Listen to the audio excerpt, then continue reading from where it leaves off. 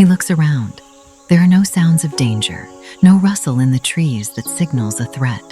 He's never known fear. On this secluded island, there are no natural predators.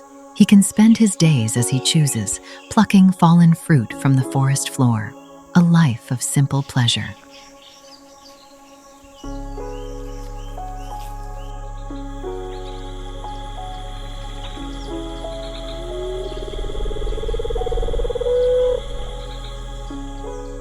Occasionally, it ventured to the island's beaches, where the soft sands met the turquoise sea. It laid a single egg in a modest nest on the ground. Normally, this would be risky, but with no predators around, it was a natural thing to do. Dodos were social birds, often moving in small groups, curious and unafraid. They were living a peaceful life. But all of that changed in 1598. Dutch sailors landed on Mauritius, encountering the dodo for the first time. Sailors unintentionally brought rats with them. These rodents raided dodo nests, feasting on their single eggs. Dogs also brought by humans. They hunted dodo chicks, which was an easy target for them.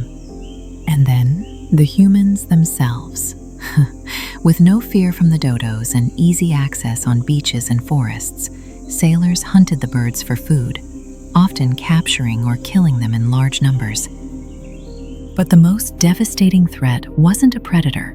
It was the destruction of the dodo's home. The Dutch colonists on Mauritius discovered a resource more valuable than any other on the island: ebony wood.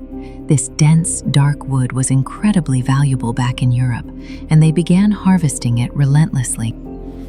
As they cut down the forest to sell the valuable timber, and later to clear land for sugarcane, the dodo's world began to shrink. Their food sources vanished, and their ground nests were left exposed, leaving them with no place to hide. This destruction sealed their fate. The dodo's reign on this island lasted for thousands of years, but its time with humanity was tragically short. Within a single century, around 1690, the last one was gone.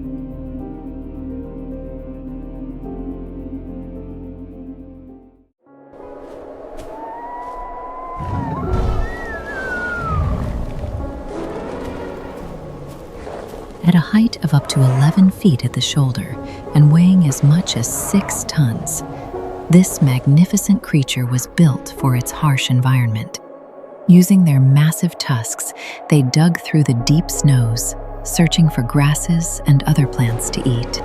These majestic creatures roamed in herds, a social structure that offered protection and care of their young. A baby mammoth, born into this harsh world, would stay close to its mother, learning the ways of survival. But what could possibly hunt such a colossal animal?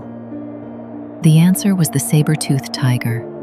These predators, with their foot-long canines, hunted not alone but in coordinated packs, a collective force powerful enough to bring down any mammoth, although they always preferred to hunt smaller or weaker mammoths. Now at the time, early humans also hunted mammoths, but they relied on a different kind of strength: intelligence and teamwork. Working together, they would strategically drive mammoths into natural traps like deep ravines or bogs, where the animal's immense weight would leave it helpless. From there, they could use their spears to deliver the final blow. But hunting these monsters would never make them go extinct. Not on its own, at least. The true end for the mammoth came from something different. The world of ice was melting. As the last great ice age came to an end, a relentless warmth began to creep across the planet. The vast lands that had sustained the mammoths for millennia, the sea of grasses and low shrubs, started to shrink. In its place, thick forests of trees, a landscape alien to them, took root and spread. As the glaciers receded, a new, formidable barrier emerged: the rising seas. With every colossal sheet of ice that melted, the oceans swelled, reclaiming vast stretches of coastal land. What were once accessible land bridges, vital pathways connecting continents and islands, slowly vanished beneath the surging waters.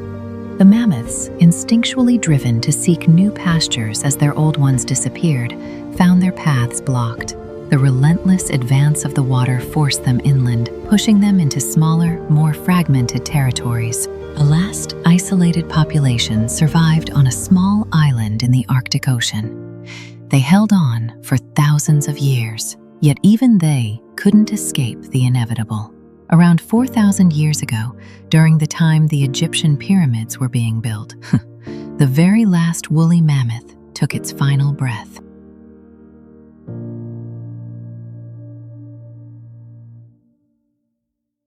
At first glance, his stripes might suggest a tiger, but his narrow body and stiff tail tell another story. He is a marsupial, closer to a kangaroo than to any wolf or big cat, the Tasmanian tiger. And yes, they carried its young in a pouch, just like a kangaroo. By day, he disappears, in hollow logs, caves, or folded into the shade of the forest, still and patient, conserving every ounce of heat. His stripes break the light, making him almost invisible on the forest floor, as if the land itself keeps him hidden. And when night falls, he awakens. A solitary hunter, he moves with silent precision. Though not built for speed, the Tasmanian tiger was a master of stealth. By the time its prey noticed him, it was already too late. Wallabies, possums, and even small birds, with jaws that are capable of opening nearly 80 degrees, although his bite lacks great force. In 1803, British settlers landed on the shores of Tasmania. They saw a place rich with resources and decided to stay. They began to establish farms on the island, raising livestock like cattle and sheep. But then something happened. Their sheep began to disappear or found killed, and blame quickly fell on the Tasmanian tiger. Farmers believed it stalked their flocks by night, hunting and killing livestock. But the truth, as we now know, is that the Thylacine was not a sheep killer. Its jaws, though wide, were not built for great force. They were too weak to kill an animal as large as a sheep. The settlers' fear, however, made them blind to the truth. They only saw a monster, and soon a price was put on its head by the Tasmanian government. £1 for every adult Thylacine killed, and 10 shillings for a pup. Between 1888 and 1909, bounties were paid for at least 2,184 Thylacines, although the number killed was likely much higher. But it was not the only factor. As settlers moved in, they cleared vast swaths of forest to create farmland, fragmenting the Thylacine's habitat and cutting off populations from one another. When European settlers arrived, their dogs brought more than competition. They carried diseases the Thylacine had no defense against. Infection spread silently, weakening an already fragile population. By the early 20th century, numbers had collapsed. The Tasmanian tiger faded into memory. The last known Thylacine, a male named Benjamin, survived in captivity at Hobart Zoo. In 1936, just months after the species was declared protected, he died, and with him, the species was gone. Today, the Thylacine remains one of the few extinct animals ever captured on film.